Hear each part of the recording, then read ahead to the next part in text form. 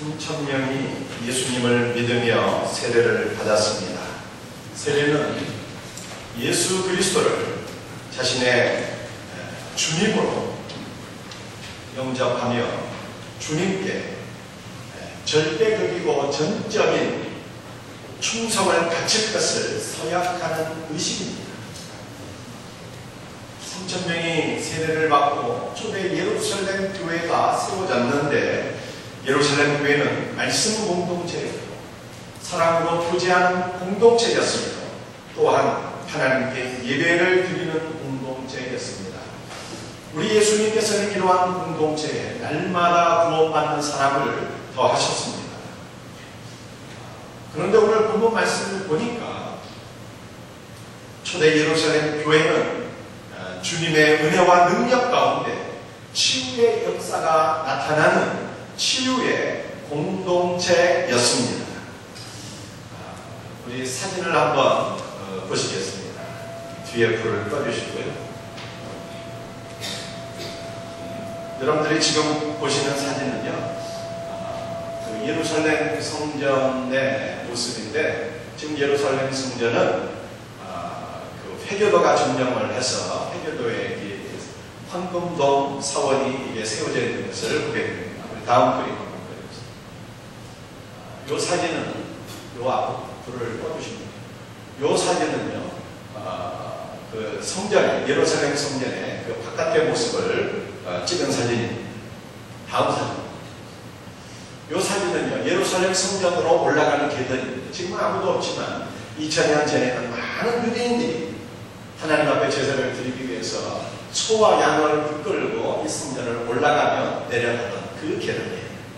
그 다음 그림은 이것은 그 예루살렘 성전으로 우리 이 센터를 좀 맞춰주시면 되겠어요. 센터를 맞춰주세요.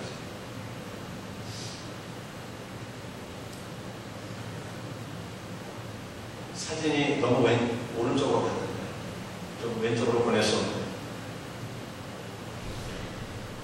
예, 됐습니다. 이 예루살렘 성전의 이 문을 이게 그림으로 그려놓은 것입니다. 오른쪽에 문이 3개가 있죠.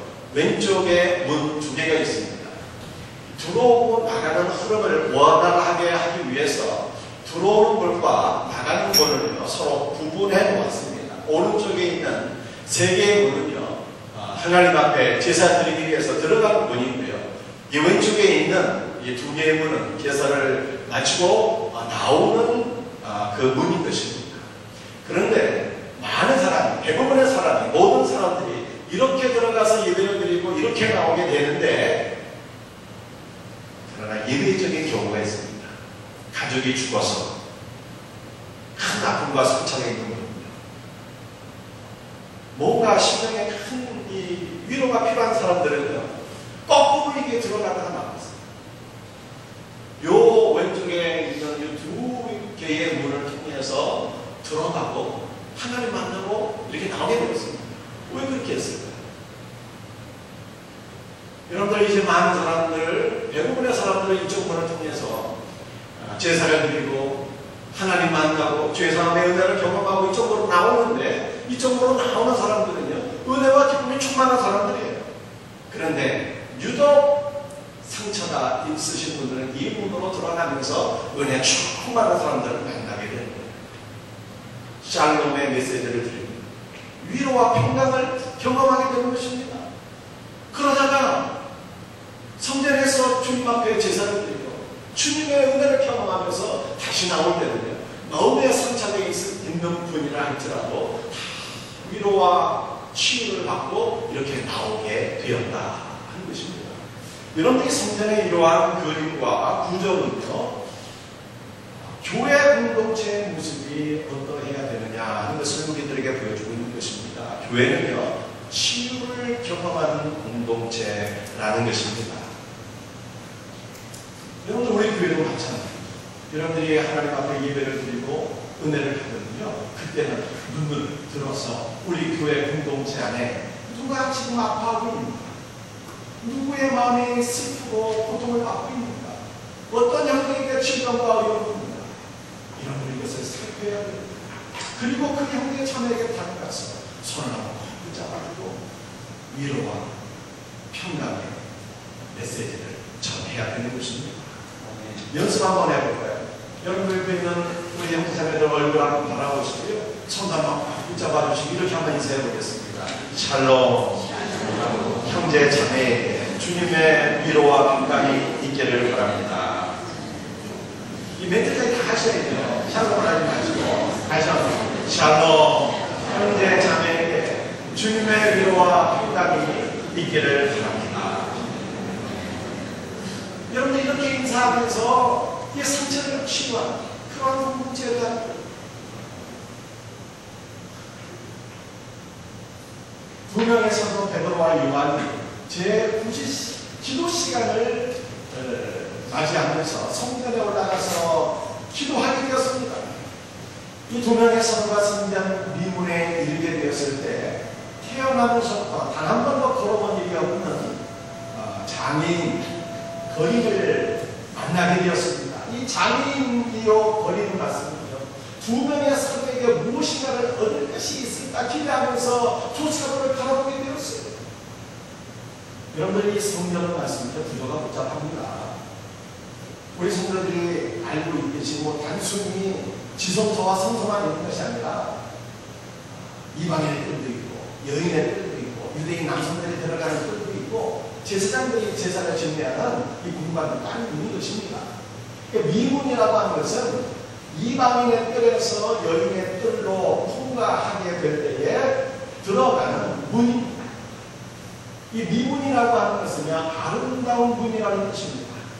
고린도산 노세로 이 문을 만들어 놓았는데 얼마나 그 문이 아름다운지 금이나 은으로 된 문보다 더욱 아름답다고 했습니다. 그런데 그 문 안으로 들어가는 사람들은요, 이제 하나님 만나기를 기대하는 사람입니다. 하나님의 긍휼과 자비를 기대하는 사람들은 아닙니까?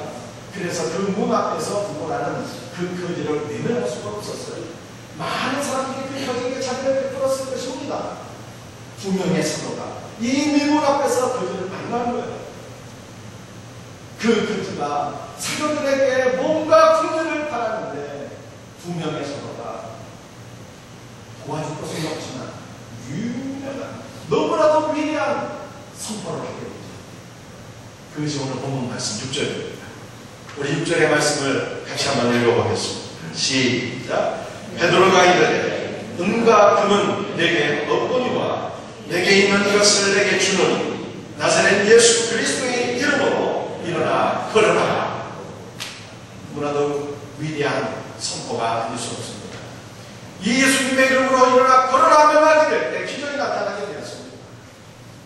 그 안주명의 거지가 벌떡 일어서서 걸으며 뛰며 하나님의 성전 뜰 안으로 들어가서 그곳에서 하나님의 영화로운 이름을 높이 찬양하게 되었습니다. 이 안주뱅이가 일어나 그런 사건은 우리에게 예수님께서 갈릴리 가버나움에서 중풍병자 한 명을 치유해 주시는 사건을 연상케 합니다. 예수님께서 중풍병자 한 명을 만나셔서 불쌍히 여기시며 이렇게 말씀하셨어요. 소자야, 내 죄 사함을 받았느니라. 예수님께서 이렇게 말씀하시자 그 자리에 있는 많은 사람들이 음성되기 시작했습니다. 아니 이가 도대체 누구인데 오직 하나님만이 죄사함의 권세를 가지고 계신데 참으로 참담하기 그지없다. 이 사람이 도대체 누구인데 죄를 사한단 말이야. 이렇게 생각들을 하게 된 것입니다. 그때 예수님께서는 병자에게 또한 말씀하셨어요. 내 자리를 들고 일어나 돌아가라. 이 주님의 말씀에 얼마나 큰 권세가 있으셨던지 중풍병자가 그 자리에서 벌떡 일어나서 자기의 침상을 내고서 집으로 돌아가게 되었다라고 하는 것입니다. 예수님께서는 이 중풍병자를 치유해 주시는 사건을 통해서 자신이 죄사함의 권세를 갖고 계신 하나님이시라고 하는 것을 우리들에게 보여주셨습니다. 그런데 성전에서 안전병이 거지가 일어난 사건은 바로 예수님께서 갖고 계셨던 죄사함과 치유하심의 권세가 이제 교회에 부여된 것을 우리들에게 보여주고 있는 것입니다. 여러분, 교회는 예수님의 몸입니다. 교회의 머리는 예수님이에요. 그래서 머리 대신 예수님께서 자신의 권세를 교회에 허락해 주셔서 교회 안에 죄사함과 구원의 역사가 일어나고 있으며 교회 안에 치유의 역사가 일어나고 있다는 것입니다.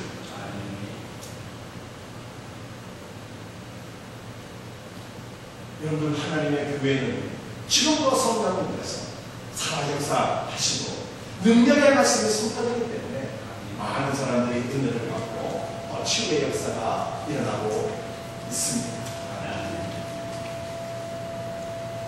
그런데 우리 한번 생각해 보십시오.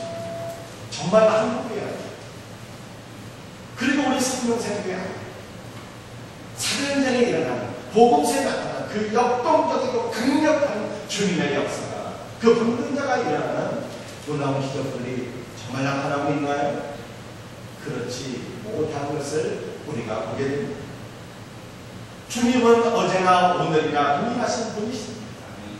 지금도 분명히 성령에서 교회 안에 운행하고 계시는데, 말씀을 통해서 역사하시는데, 왜 오늘날 한국교회와 우리 생명생교회 안에는 초대교회 안에 있었던 더 강력한 치유의 역사들이 일어나지 못하는 것일까요?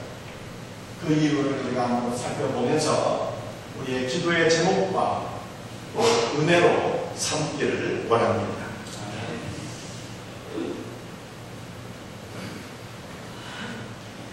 첫 번째 이유는요, 예수 그리스도의 이름이 아닌 은과 금을 의지하기 때문입니다.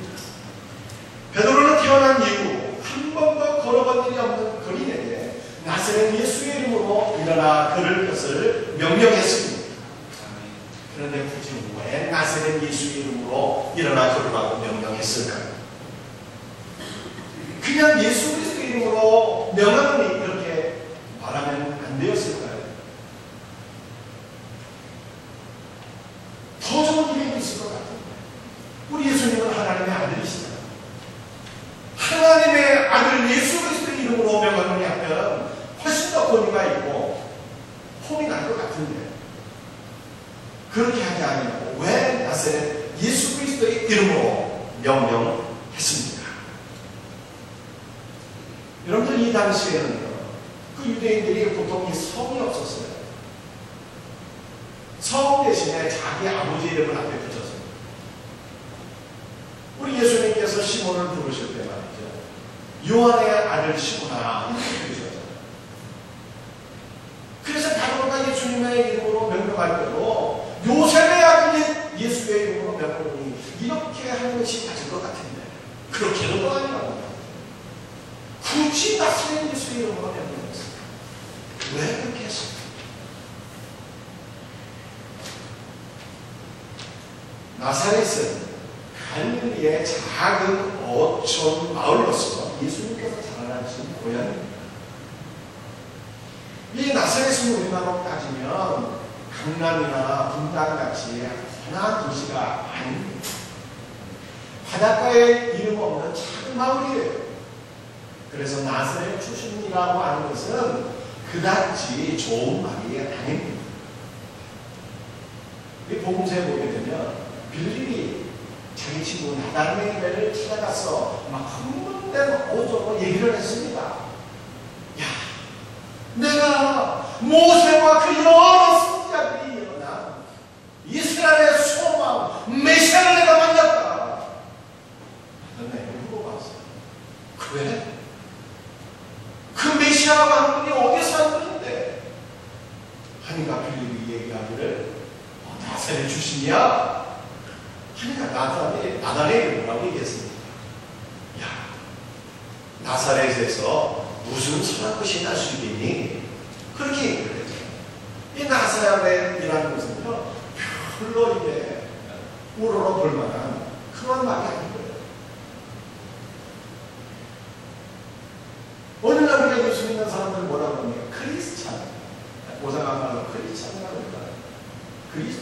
이란 뜻 아닙니까? 이 그리스도인이라는 말은 말씀이죠. 이 사도행전을 보게 되면 안디옥 교회를 중심으로 해서 생겨나가 그 자리에 말씀입니다. 예수 믿는 사람들을 가리켜서 나사렛 출신들이라는 얘기했어요. 유대인들이 예수를 믿고 따르는 사람들을 경멸하는 것이 나사렛 출신이다. 그래서 베드로가 나사렛 예수 이름으로 명령하는 것은 이런 의미입니다. 우리는 많은 사람들이 경멸하는 나사렛 출신 예수를 믿고 따르는 사람들입니다. 우리는 금이나 은이나 가진 것이 아무것도 없는 사람들입니다. 우리는 학력이나 배경에 정말 보잘것이 없는 사람들입니다. 우리는 당신에게 아무것도 해줄 것이 없습니다. 우리에게 있는 것은 단 하나, 예수님 뿐입니다. 우리는 예수님께 소망을 두고 그 이름을 의지하는 사람들입니다. 우리의 구원자 되신 예수님의 이름으로 명령하노니 일어나 걸으십시오.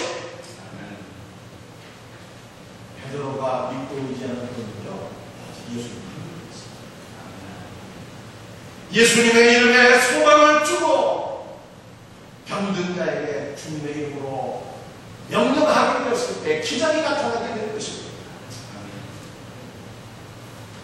그러나 예수님 외에 의지할 것이 너무나도 많이 있는 사람들에게는요, 결코 주님의 능력이 나타나지를 않습니다. 중세의 대신학자 토마스 아퀴나스가 교황 이노센트 2세를 방문했을 때 교황은 마침 커다란 등뼈를 앞에 갖다 놓고 한 품의 돌을 세고 있었습니다. 토마스, 당신도 보시다시피 교회는 더 이상 은과 금이 내게 없다고 말할 수가 없게 되었소이다. 하나님께서 은과 금을 교회 안에 많이 주셨다는 거예요. 그러자 토마스 아퀴나스가 이렇게 대답을 했어요. 사실이옵니다. 성배우시오. 그러나 교회는 이제는 일어나 걸어라 선포하는 능력도 얻게 되었습니다. 답변을 했다고 합니다. 1980년대 미국 텍사스의 한 교회 주차장에서 오일이 터지게 되었습니다. 황금, 검은 황금이 그냥 톡톡 떴습니다. 그래서 많은 사람들이 감론을 맡겼어요. 이 도대체 교회 안에 이 유전 누구의 재산입니까? 법적인 소송까지 벌어지게 되었습니다. 최종 판결이 어떻게 났습니까? 이제까지 교회 안에서 헌금하고 봉사하고 헌신하는 모든 성도들의 공동의 재산이다. 이렇게 판결이 난 거예요. 그 다음에 그 교회가 어떻게 되었어요? 더 이상 세신자 등록을 받지 않았다고 합니다. 분배해드립니다. 교회가 더 이상 교회가 아닌 거죠. 여러분, 한국 교회는 이 아시아권에서 유독이 부흥하게 되었어요. 왜 한국 교회가 이렇게 유독 부흥하게 되었어요? 제가 기록을 보니까 중국은 선교사가 공식적으로 선교하는 것이 635년. 일본은 어떨까요? 16세기에 우리나라에 임진 왜란이 일어나게 되었는데 토요토미 히데요시 풍신수리라고 하는 사람이 왜군 20만 명을 이끌고 우리나라를 침략한 것 아닙니까? 그런데 그때 놀랍게도요, 왜군 20만 명 가운데 상당수가 크리스천입니다. 이미 선교사가 일본에 들어갔어요. 그러나 일본 지금 기독교 이미 하잖아요. 중국 1%. 우리나라만 유독 이렇게 교회가 분만해. 그 이유는 어디에 있습니까? 선교사들의 이 선교 정책이 결정적으로 중요했다라는 것입니다. 우리 한국교회 초창기에는 두 가지 선교 정책이 있었습니다. 하나는 기독교 문명론이고 또 하나는 토착교회론입니다. 기독교 문명론이라는 것이 무엇입니까? 복음만 전하는 것이 아니라, 여러분, 복음은 주로 어디로 전해지게 됩니까? 선교는 주로 선진국에서 이렇게 들어오게 되는 거예요. 그래서 복음만 전하지 말고 그 선진국에 문화와 문명과 그 학문을 같이 넣어줘야 된다고. 학교도 세우고 병원도 세우고, 그래서 이 사회를 뭔가 개혁시켜야 된다는 것입니다. 이게 기독교 문명입니다. 토착교회로는 무엇입니까? 오직 예수님의 복음만 증거하면 된다는 것입니다. 그러면 복음에는 힘이 있고 능력이 있었어요.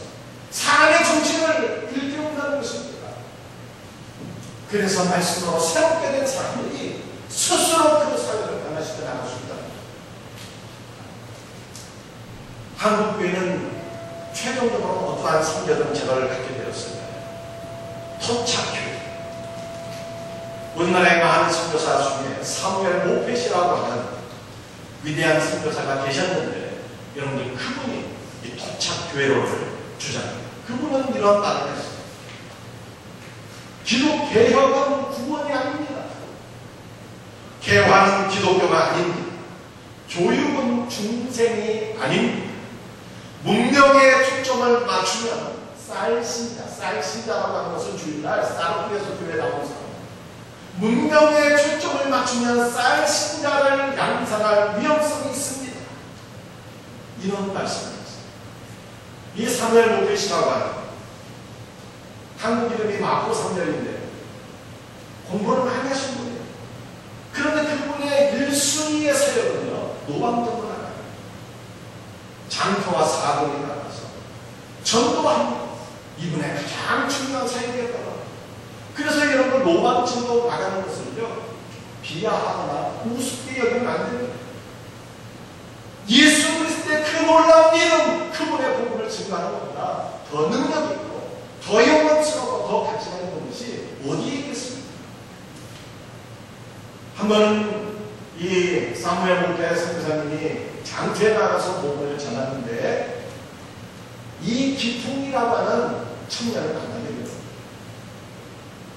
이 기풍이라고 하는 청년을 말씀드리죠. 기본이 장대한 청년이었는데, 그 당시 사회가 너무 암울하다 보니까 아무런 소망도 없이 술 마시고 도박하고 사람을 두들겨 패며 사는 깡패였습니다. 근데 깡패 이 본인이 선교사를 만나게 되는데, 이 코댕이 선교사가 난생 들어보지도 못하는 말을 그렇게 치고리고 다니는 것이 영 좋지 않게 생각이 되어서 장교에서 장독을 하나 들어다가 선교사를 향해서 날려보냈는데, 그 돌이 선교사님의 안면을 강타하면서 큰 부상을 입고 피를 흘리며 쓰러지게 되었어요. 정신이 되었어요. 이 기분이 뭔가 이 기분이 이상한 거예요. 찜찜한 거예요. 그래서 집에 돌아가 잠을 자게 되었는데, 잠을 자다가 주님의 음성을 듣게 되었어요. 기풍아, 네가 왜 그렇게 나를 미워하느냐? 그랬나? 예수님께서 사도 바울에게 하시는 말씀. 사울아, 사울아, 네가 왜 나를 핍박하느냐? 주님 말씀하세요. 그 음성을 이 기쁨이에요. 잠에서 깨어나서 이 기쁨이 앞으로 3년 선교사님을 찾아가게 됩니다. 그리고 선교사님 장대에서 그 돌을 던진 그 못된 놈이 바로 저입니다. 저를 용서해 주세요. 고백을 하게 되는데, 마포 삼렬 선교사님이 이런 얘기를 하게 됩니다. 청년, 내가 진정 자네의 죄를 뉘우친다면 내가 세운 학교에 들어와서 한번 공부해보지 않으려고 해서 이 이기풍이 그 마포 삼렬 선교사님이 세운 평양신학교에 들어가서 공부를 하게 됩니다. 그 평양신학교에 최초의 졸업생 7명이 있습니다. 그 7분이 우리나라에 최초의 7분의 목사님이 되는 겁니다. 그 7분의 목사님 가운데 한 명이 이기풍이에요. 이기풍이 목사 안수를 받고 무슨 일을 했는지 아십니까? 제주도 선교사로 나가요. 여러분들 제주도에 가면요, 이기동 선교사 기능이 있습니다. 여러분 꼭 한번 가보세요. 제주도 순교의 선명을 한다. 그가 일제 식민 통치의 한과 신사천가를 거부하다가 순교의 제물이 됩니다. 민족의 위대한 지도자가 됩니다. 그런데 그 민족의 위대한 지도자가 모든 게 새로워지게 되었습니다. 다른 것이 아니었어요. 오직 예수 그리스도의 그 영광스러운 이름으로 그 깡패의 이기통이 변화되어 해서 위대한 민족의 지도자.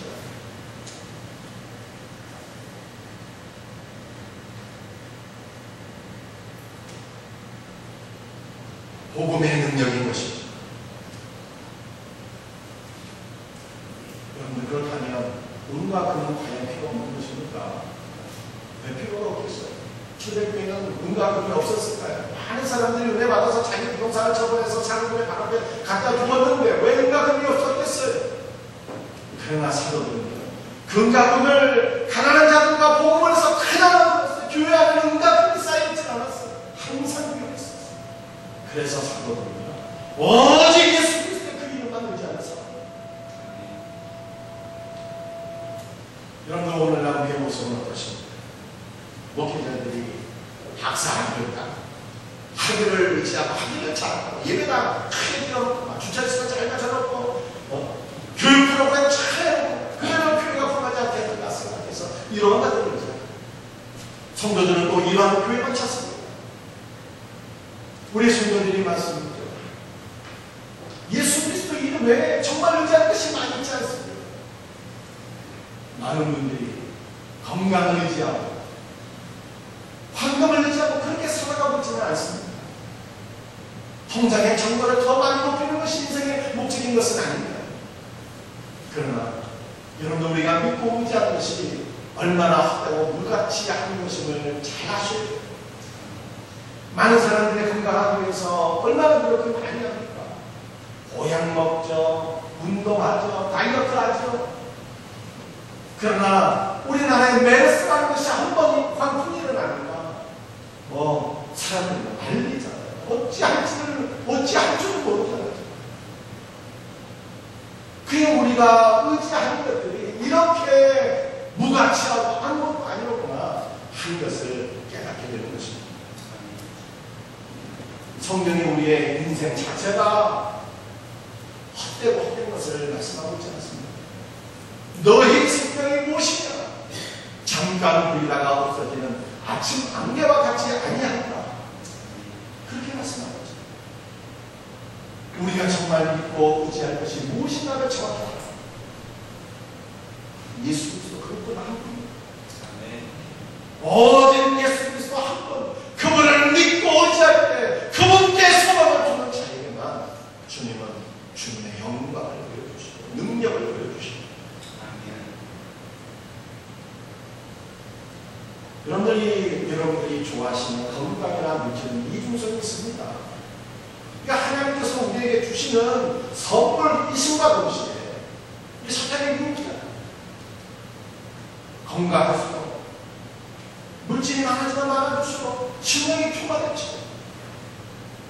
하나님을 멀리 하게 되면 우를 범하기가 쉽습니다. 여러분들 이 모든 것에 마음을 빼앗기지 마시다. 오직 주님만을 믿고 의지하고 소망을 두고 살아가라. 우리 복된 성도들이 다 되시기를 주님의 이름으로 축원합니다. 여러분들 한국교회 안에 왜 주님의 능력이 나타나지 못하는 거죠? 한 가지 이유를 더 살펴봤으면 좋겠어요. 기도하지 않기 때문입니다. 여러분이 저에게 저의 취미가 무엇이냐고 물으신다면 운동하는 것과 사우나는 것. 제가 운동하는 걸 좋아해요. 달리기, 등산. 지금은 안 하고 있지만 헬스 이거 좋아합니다. 운동을 하면 근육이 생기죠.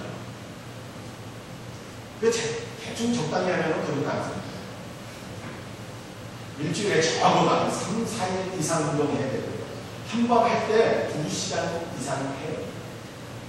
유산소 1시간, 근력 운동 1시간, 2시간 이상을 해야지 시스템이 딱 생기고 2도 밖은 3도 밖은 나와서 여름에 반팔, 민소매 딱 입고 다니면 하게 되는 거예요. 영적인 근육도 마찬가지입니다. 여러분들 식사기도 간신히 하고 5분 10분 기도하는 것밖에 무슨 영적인 근육이 나오겠어요? 여러분들 사람들의 기도 생활을 한번 잠깐 생각해 봤으면 좋겠어요. 이 당시에는 성전 안에서 2번의 상번역이 있었어요. 아침 해 뜰 때, 그리고 오후 3시. 이 제9시라고 하는 것은요, 우리나라 시간으로 환산하게 되면 오후 3시가 됩니다. 성전 안에서 제사장들이 집례하는 번제, 상번제가 매일매일 있게 되었습니다. 그런데 이 번제 시간에는요, 성도들의 기도 시간이었습니다. 아침 해 뜰 때 기도하고 오후 3시에 그 제9시 기도 시간이 있는데 그때 성전에 올라가서 기도하는 거예요. 그리고 한자의 기도가 더 있었습니다. 해가 질 때 한 번 더 기도. 그래서 당일 이후로 모든 경건한 유대인들은요, 하루 3번 기도했습니다.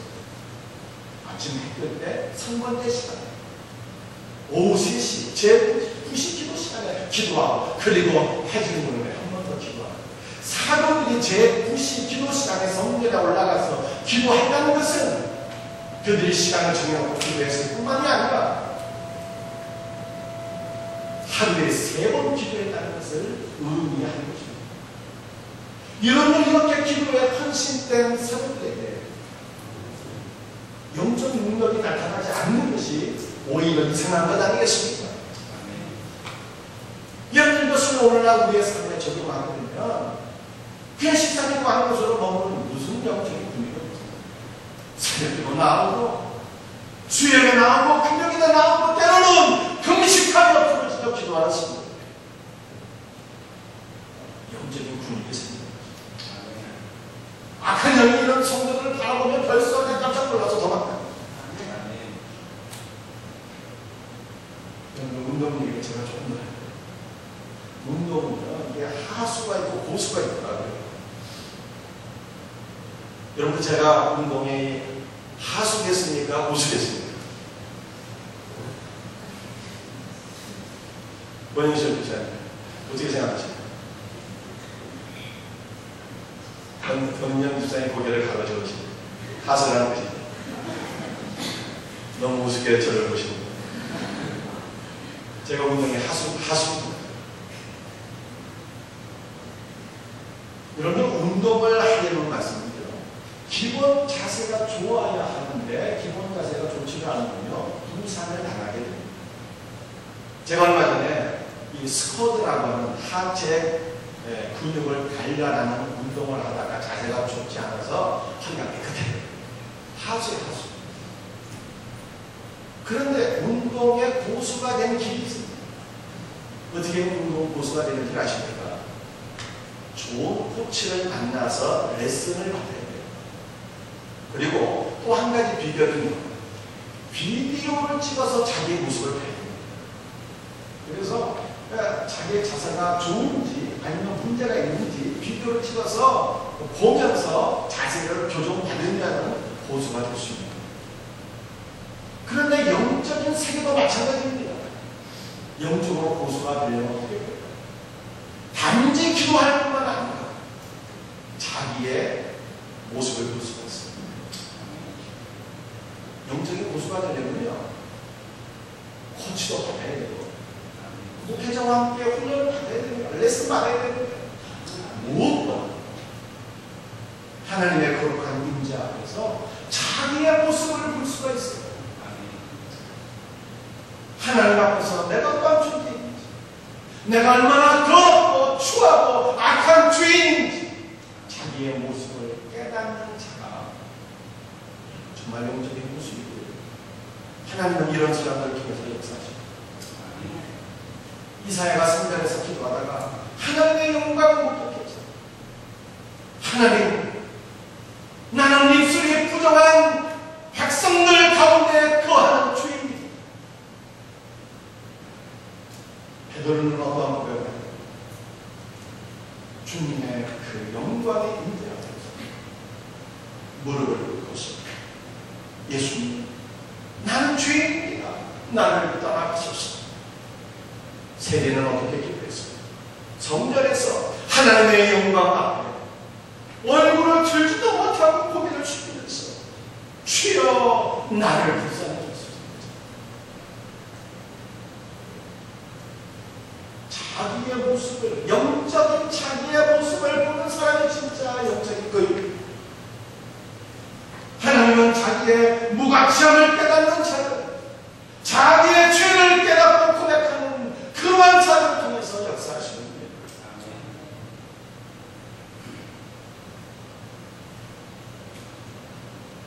나면서 안진병이 된 자가 일어나서 걷고 뛰며 하나님을 찬양하는 이 놀라운 기적이 예루살렘 성안 소문이 쫙 들리게 되었습니다. 많은 사람들이 깜짝 놀라서 몰려들게 되었어요. 이게 도대체 무슨 일이야 하면서 베드로와 그 안진병이 고침받은 자에게 몰려드는 거죠. 여러분들, 우리가 베드로라면 어떻게 했을까요? 그 많은 사람들 앞에서 뭐라고 했을까요? 역시 나요. 그동안 예수님 3년 동안이나 죽어라고 쫓아다니 하루 3번씩 기도하고, 이 모든 고생이 하지 않았구나 하면서 한 마음으로 사람들에게 당신들도 나에게 기도받으면 얼마든지 능력을 경험할 수 있습니다. 치료받을 수 있습니다. 여러분들 그렇게 얘기하지 않았겠어요? 그러나 베드로는 그렇지 않았습니다. 베드로가 뭐라고 얘기했습니까? 베드로가 이것을 보고 백성에게 말하되 이스라엘 사람들아, 이를 왜 놀랍게 여기느냐? 우리 개인의 권능과 경건으로 이 사람을 함께 한 것처럼 왜 우리를 주목하느냐? 이렇게 얘기했습니다. 나의 권능, 나의 경건함으로 이 사람이 붙임받은 것이 아닙니다. 자기 자신을 부인합니다. 만약에 베드로가 자기 자신을 부인하지 않았으면 어떻게 됐을까요? 기독교가 아니라 베드로교가 되는 거예요. 베드로는 자기 자신을 부인했을 뿐만 아니라 예수님을 선포했습니다. 4장 10절 말씀, 너희와 모든 이스라엘 백성들을 알라. 너희가 십자가에 못 박고 하나님의 죽은 자 가운데서 살리신 나사렛 예수 그리스도의 이름으로 이 사람이 건강하게 되어 너희 앞에 선포를 했습니다. 예수님의 주의 이름을 선포하고 주님 앞에 영광을 돌리고,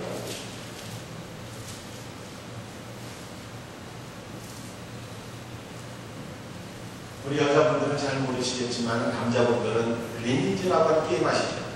국산 게임 중에 최고의 개발이라고 합니다. 이게 NC 소프트웨어 말씀이죠. 김형진 씨가 개발을 했다는 거예요.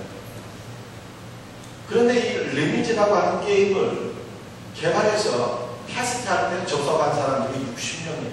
60명. 개발을 끝내고 상용화할 때 접속한 사람의 숫자가 1000명이었는데요. 상용화가 된 지 1년이 지나자 접속하는 사람들의 숫자가 무려 10만 명이 되었다고 합니다. 그때 그 개발자가 어떤 느낌이었을까요? 자신의 느낌을 이렇게 고백했습니다. 마치 내가 신이 된 듯한 느낌이었다. 신이 된 것 같아요. 사랑하는 성도들, 여러분을 통해서 무엇인가 능력이 나타날 때, 여러분을 통해서 무언가 일들이 되어질 때, 여러분 자신의 죄와 무가치함을 고백할 수 있으십니까? 아니면 여러분이 청중하는 그리스도죠. 여러분을 통해서 뭔가 능력이 나타나요. 자기가 신이 된 것 같지는 않으십니까? 여러분들 참된 성도는 어떤 사람입니까? 오직 예수님의 이름, 그 이름의 소망을 두고 그 이름을 의지하는 사람입니다. 전적으로 기도할 뿐만 아니라 능력이 나타납니다. 무엇인가 일들이 되어질 때 자기 자신을 부인하고 살아계신 주님께 모든 능력을 다 돌리는 그 사람이 주님은 이러한 성도를 통해서만 역사하시는 거예요. 우리 사랑하는 성도, 오늘 시간에 아버지 주님을 다시 한번 바라봅시다. 주님을 다시 한번 너에게 봅시다. 전심으로 그분 앞에 나아가 기도합시다. 그리고 모든 영광 주님 앞에 돌려드리시고 우리 성도들이 되시기를 예수님의 이름으로 축원합니다. 우리 다 같이 일어나셔서 찬양하십시다.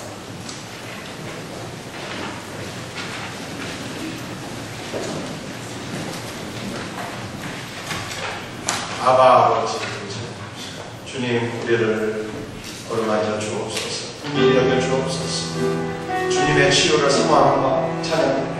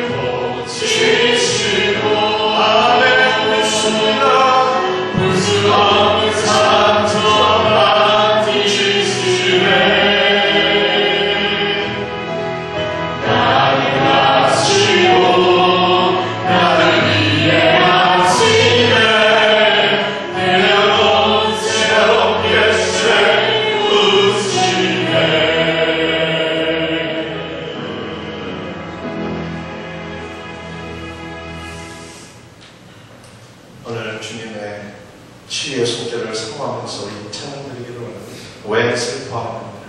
왜 걱정합니까?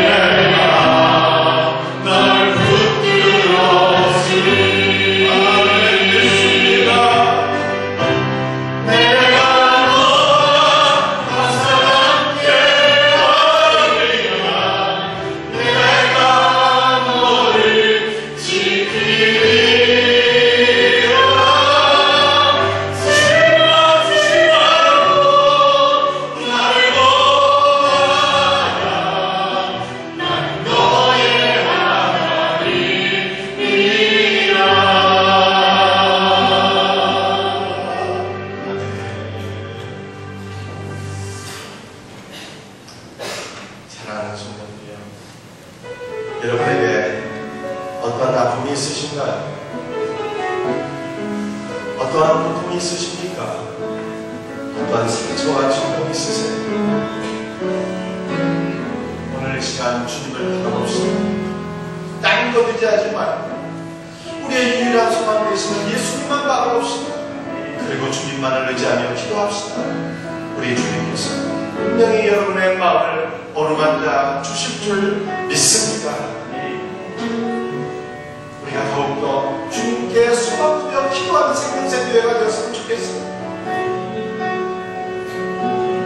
혹시 우리의 일이 힘통할지라도 교만에 빠진 것이 아니라 기도하다가 나의 죄를 깨닫고 나의 무가치함을 깨닫고 하나님만을 의지하는 성도가 되어야 하겠습니다. 우리의 연약함을 깨닫고 고백하는 자들은 절대로 하나님 무시하지 않습니다. 그러한 성도들을 반드시 붙잡아 주십니다. 오늘은 우리의 하나님께 우리의 죄와 연약함을 고백하겠습니다. 여러분들아 하나님 앞에 나아가서 간절한 마음으로 기도합시다. 여러분 자신만이 아니라 우리 생명생에 아파하는 고통을 나가는 모든 지체들을 위해서 오늘 시간에 주여 한번 외치며 기도했으면 좋겠습니다. 함께 기도하겠습니다. 주여